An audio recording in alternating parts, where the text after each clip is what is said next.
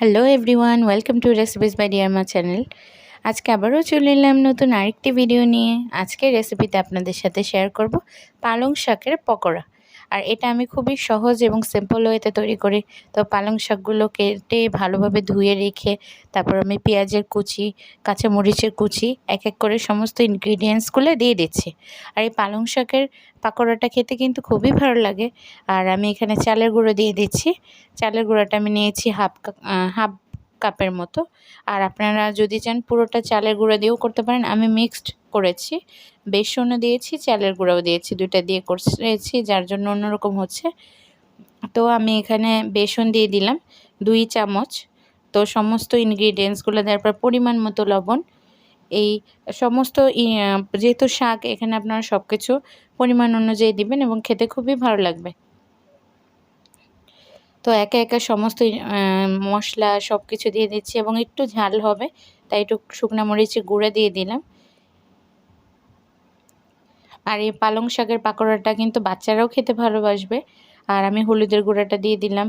আর সমস্ত কিছুতে জিরার গুঁড়াটা কিন্তু খুবই ভালো এবং জিরার গুঁড়াটা অবশ্যই দিবেন, যার জন্য পালং শাকের একটা এক্সট্রা টেস্ট আসবে।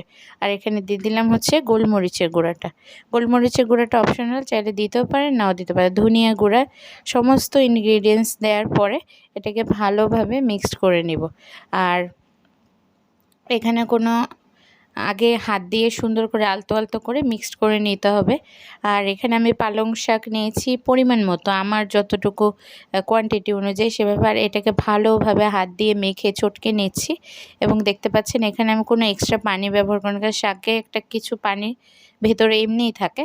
তো এক এক করে ছোট ছোট পাকোড়ার গোলা তৈরি করে প্রিহিটেড প্যানের ভিতর পরিমাণ মতো সয়াবিন তেল নিয়েছিলাম, সেখানে দিয়ে দিচ্ছি।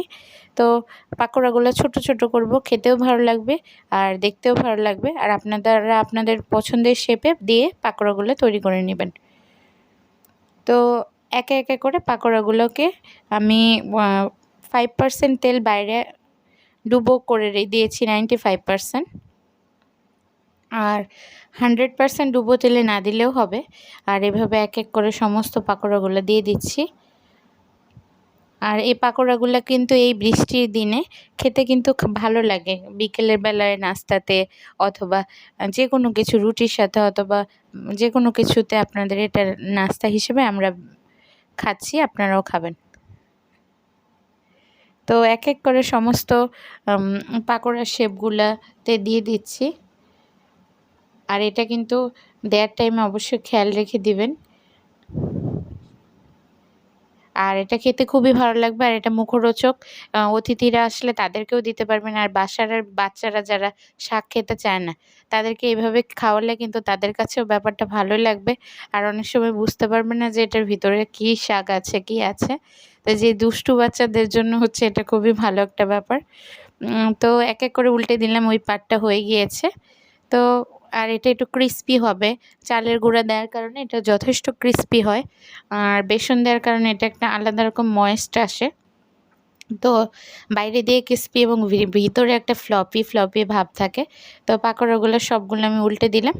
আর এটা একেবারে চায়ের সাথে পরিবেশন করতে পারবেন, যে কোনো কিছুতে, বিকেলের নাস্তায় অথবা বৃষ্টিতে বসে মুড়ির সাথে, যে কোনো কিছুর সাথে খেতে খুবই ভালো লাগবে। এরকম পাকোড়াগুলো অবশ্যই বানাবেন, খাবেন এবং পরিবারের সবাইকে দিবেন এবং বাসা যারা মুরব্বি আছে তাদেরকেও দিবেন, তাদেরও খুবই ভালো লাগবে। তো আলহামদুলিল্লাহ পাকোড়া প্রায় সম্পূর্ণ। এক এক করে তেল ঝরিয়ে নিয়ে উঠিয়ে নিচ্ছি।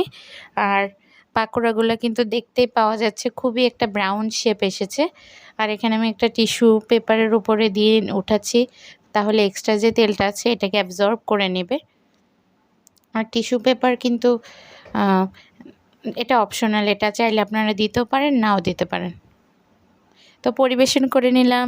আমি এটা সসের সাথে পরিবেশন করেছি, তো টমেটো সসের সাথে এবং সুন্দরভাবে। তো আলহামদুলিল্লাহ আজকের মতো আমাদের রেসিপি সম্পূর্ণ। আর সকলে ভালো থাকবেন এবং সবাই এরকম রেসিপি পেতে আমাদের চ্যানেলের সাথে সাবস্ক্রাইব করে আমাদের সাথে থাকুন। আর আমাদের চ্যানেলে কোনো ভিডিও যদি আপনাদের রেসিপি ভালো লেগে থাকে আমাদেরকে অবশ্যই জানাবেন। এরকম মজার আরও নতুন ভিন্ন রেসিপি পেতে আমাদের চ্যানেলের সাথে থাকুন।